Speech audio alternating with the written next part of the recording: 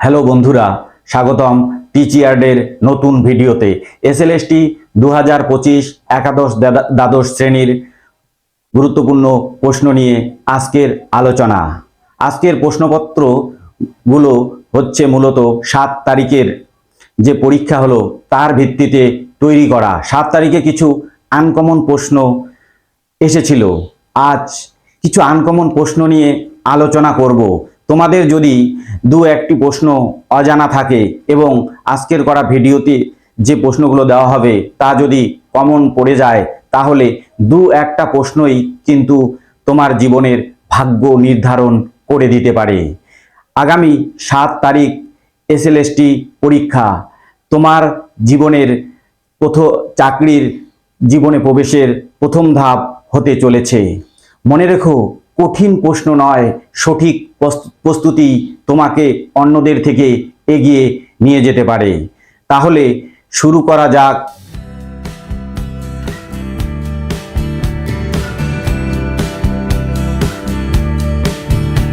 1 নম্বর প্রশ্ন, ফাহিয়েন শব্দের অর্থ কি? দয়ার প্রতীক, বিনয়ের প্রতিমূর্তি, জ্ঞানের প্রতীক, সাহসের প্রতীক। সঠিক উত্তর হবে বিনয়ের প্রতিমূর্তি। হরপ্পার কোন কেন্দ্রটি অগ্নিকাণ্ডের ফলে ধ্বংস হয়েছিল? মহেঞ্জোদারো, কোটদিজি, হরপ্পা, চানহুদারো। সঠিক উত্তর হবে কোটদিজি। 3 নম্বর প্রশ্ন, C40 পদ্ধতিতে হরপ্পার সময়কাল কত? 3000 বিসি থেকে 2000 বিসি, 2300 বিসি থেকে 1750 বিসি, 2500 বিসি থেকে 1800 বিসি, 2000 বিসি থেকে 1500 বিসি। সঠিক উত্তর হবে 2300 বিসি থেকে 1750 বিসি। উগ্র নামক কর্মচারীদের কাজ কি ছিল? কর আদায়, অপরাধীদের ধরা, সৈন্য প্রশিক্ষণ, ধর্ম প্রচার। সঠিক উত্তর হবে অপরাধীদের ধরা। 5 নম্বর প্রশ্ন, মহাভারতে কটি স্বর্গ রয়েছে? 12টি, 15টি, 18টি, 21টি। সঠিক উত্তর হবে 18টি। চিবর বলতে কি বোঝায়? সন্ন্যাসীদের দণ্ড, সন্ন্যাসীদের গেরুয়া বসন, পূজার সামগ্রী, ধ্যানের আসন। সঠিক উত্তর হবে সন্ন্যাসীদের গেরুয়া বসন। 7 নম্বর প্রশ্ন, স্মৃতি ও মনুসংহিতায় কয় ধরনের স্ত্রীধনের উল্লেখ রয়েছে? 4, 5, 6, 7। সঠিক উত্তর হবে 6 ধরনের।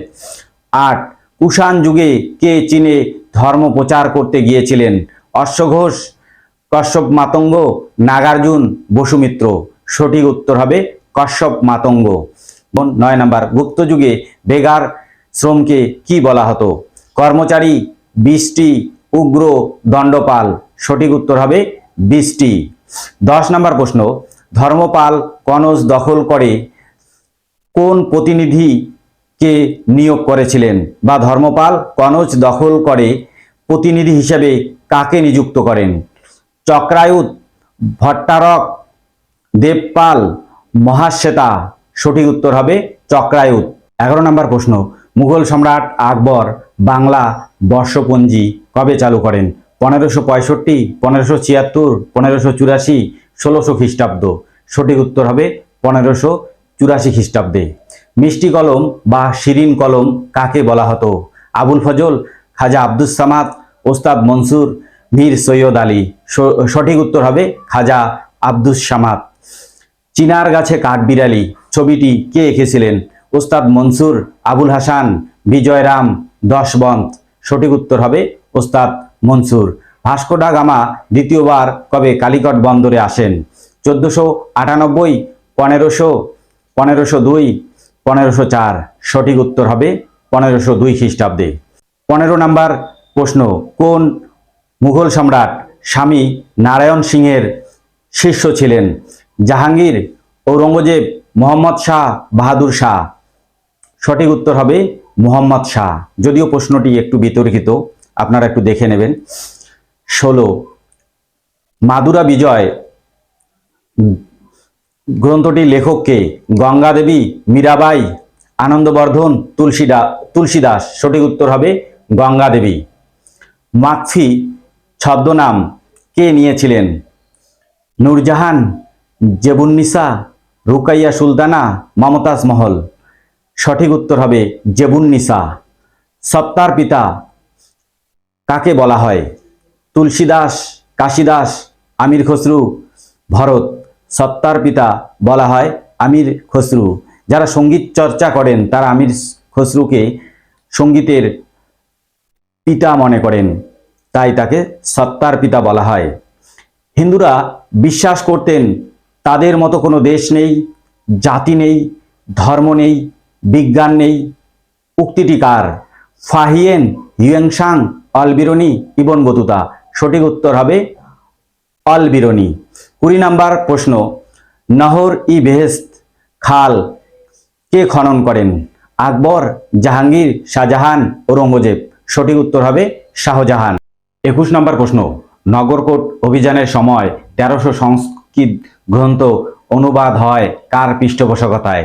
আলাউদ্দিন খলজি, ফিরোজ শাহ তুগলক, মোহাম্মদ বিন তুগলক, শের শাহ। সঠিক উত্তর হবে ফিরোজ শাহ তুগলক। 22 নম্বর প্রশ্ন, হিমু কালানি কোন আন্দোলনে নেতৃত্ব দিয়েছিলেন? অসহযোগ আন্দোলন, ভারত ছাড়ো আন্দোলন, স্বদেশী আন্দোলন, কৃষক আন্দোলন। সঠিক উত্তর হবে ভারত ছাড়ো আন্দোলন। তিনি করাচি থেকে নেতৃত্ব দিয়েছিলেন। 23 নম্বর প্রশ্ন, পসপারাস ব্রিটিশ ইন্ডিয়া গ্রন্থটির লেখককে?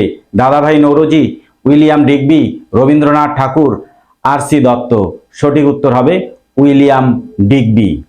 24 নম্বর প্রশ্ন, কত সালে সরকারি চাকরিতে ইংরেজি ভাষার জ্ঞান আবশ্যিক করা হয়? 1835 খ্রিস্টাব্দে, 1844 খ্রিস্টাব্দে, 1857 খ্রিস্টাব্দে, 1861 খ্রিস্টাব্দে। সঠিক উত্তর হবে 1844 খ্রিস্টাব্দে। 25 নম্বর প্রশ্ন, প্রথম ভারত সচিব কে ছিলেন? Lord Canning, Lord Stanley, Lord Ripon, Lord Curzon.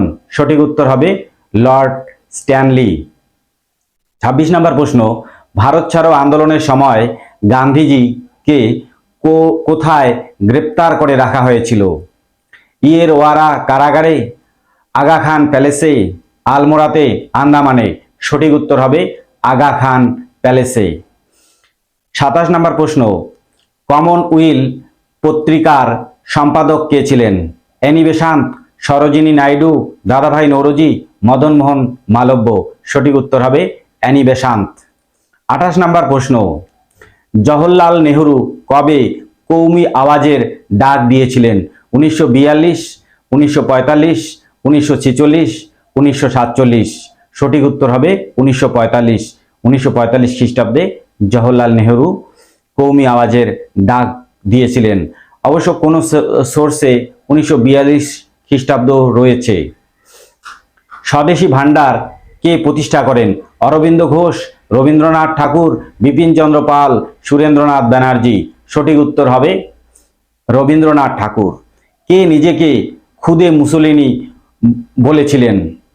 Lord Linlithgow, Lord Willingdon, Lord Curzon, Lord Mountbatten. এখানে সঠিক উত্তর হবে লর্ড উইলিংডন।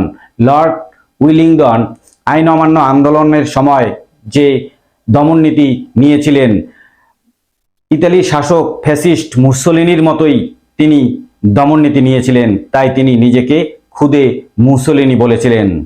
ধর্ষণা সল্ট সত্যাগ্রহে কে নেতৃত্ব দিয়েছিলেন? মহাত্মা গান্ধী, সরোজিনী নাইডু, মীরাবেন, কস্তুরবা গান্ধী। সঠিক উত্তর হবে সরোজিনী নাইডু। 32 নম্বর প্রশ্ন, কোন ব্রিটিশ প্রধানমন্ত্রী বলেছিলেন ভারতে ব্রিটিশ সাম্রাজ্য নিশ্চিত হওয়ার তত্ত্বাবধানে আমি থাকব না? Clement Attlee, Winston Churchill, Neville Chamberlain, Harold Macmillan. সঠিক উত্তর হবে উইনস্টন চার্চিল। ভারত যখন স্বাধীন হয় তখন ব্রিটিশ প্রধানমন্ত্রী ছিলেন ক্লিমেন্ট অ্যাটলি, তাই ক্লিমেন্ট অ্যাটলি ভারতের তত্ত্বাবধানে ছিলেন। আর চার্চিল ভারতের যখন ক্ষমতা ভারতীয়দের হাতে চলে আসবে তখন চার্চিল ছিলেন না, কারণ তিনি চাননি যে তার সময় এই ক্ষমতার হস্তান্তর হোক।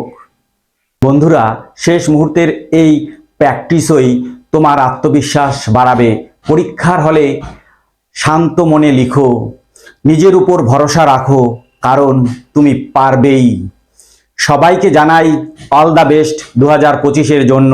ইতিহাসের ভাষায় বলা যায় 2025 তোমার জীবনে টার্নিং পয়েন্ট হতে চলেছে, জলবিভাজিকা হতে চলেছে।